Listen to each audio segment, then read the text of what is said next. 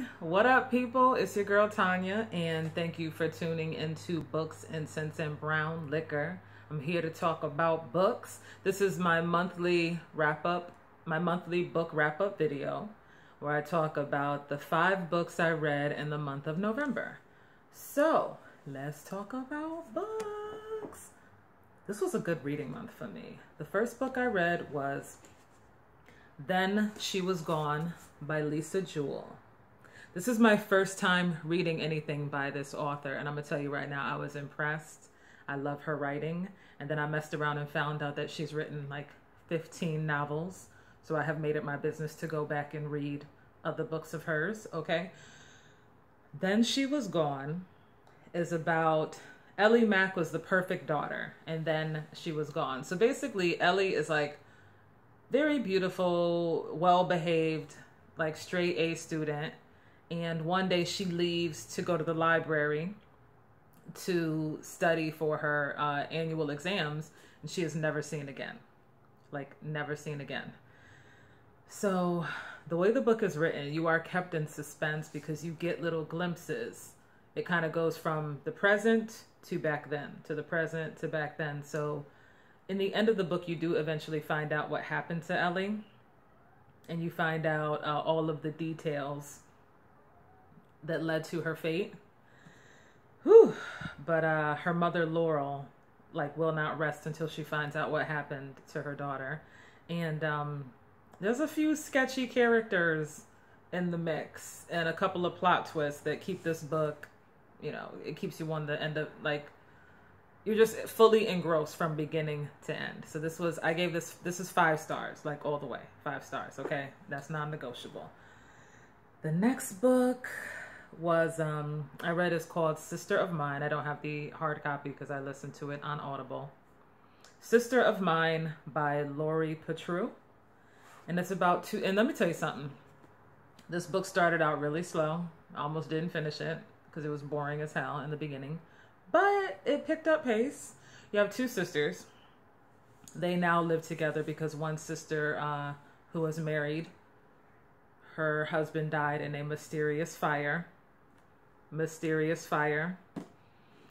so she had to move back into their family home, which she shares with her sister.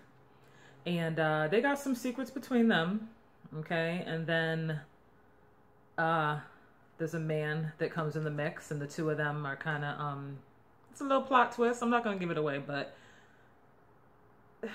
it was alright. I give it like a 3.5, but yeah, it was alright. The next book was Turn of the Key by Ruth Ware. This is my first time reading this author. I see a lot of her stuff as kind of like creepy, like #1 New York Times best-selling author of The Woman in Cabin 10. I read the reviews on The Woman in Cabin 10. The reviews were not good, so I was like, I don't know if I'm gonna fuck with it, but I did read this. This kind of reminded me of Turn of the Screw by Henry James. And basically this is a nanny who goes to work for a very wealthy couple in a very secluded high-tech home, you know, like a smart home where everything is run by computer. And while in her care, one of the children dies. So basically the book starts out where she is in prison, writing to her lawyer, basically, you know, feigning her innocence and basically telling him step by step everything that happened. The story had a good premise, but I found it to be kind of like cliche, you know, bump in the night, footsteps, shadow figure. Like, it just, it had the potential, for me, it had the potential to be so much more. And it just ended up being really cliche. It wasn't everything I thought it would be. I thought this was going to be 5 stars, like, oh shit, da, da, da. But it was all very cliche type stuff. But at the end of the book, you do find out what happened to that kid. And I want to say another thing, okay? As soon as this woman gets this job,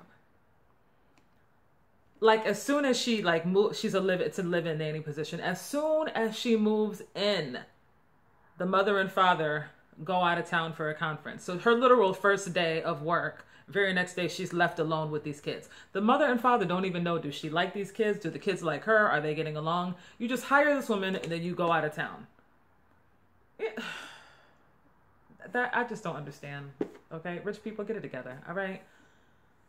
This was maybe 3 stars. Okay, and that was me being generous. So, the next book was The Girls in the Garden by Lisa Jewell, same author of Then She Was Gone, because like I said, I like her writing style. I am now a Lisa Jewell fan. And The Girls in the Garden, it was about these a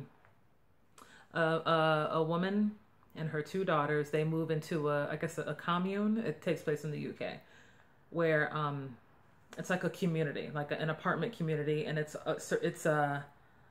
not surrounded by. It's like it backs up to a park, and in this park this park has a dark history. Excuse me. Years before, a girl was found dead there. She died of a drug overdose, and they never really found out who did it. Not my bad. Not who did it, but the events that led up to her death were a little questionable. You know, some of the characters that she was hanging out with. So now you got like this new group of girls, you know, young teens, 12, 13 years old. And there's jealousy, competition. And then here we are 20 years later, one girl is found unconscious, drug overdose, but she ends up living. And so basically in the story, we're trying to find out what happened to her. Did someone do this to her? Or, you know what I mean? Because she lives or whatever, but the circumstances that led up to this event are shady, okay? But it was a good book. I did enjoy it. I would give that one 4.5 stars. So it was good. I recommend it. I like Lisa Jewell. I have some other stuff of hers I'll probably be checking out maybe next month, because this month my card is full, okay?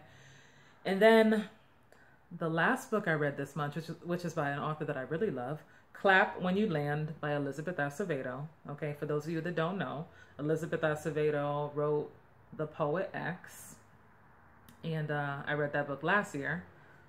I love Elizabeth Acevedo, and what I love is I listened to this on Audible. She read this book. I love her speaking. I love Elizabeth Acevedo because her books are so, like, you can really relate to the main characters. Her characters are always strong, female, like teenage girls. And I like the story. So it's about a young girl. You got 2 young girls. One girl is in the Dominican Republic. Her name is Camino. And another girl is in New York, I believe Brooklyn, New York. Her name is Yahaira. And what they don't know is that they have the same father, but they don't know about each other. And they don't find out about each other until their father dies in a plane crash. And this is when they learn of each other.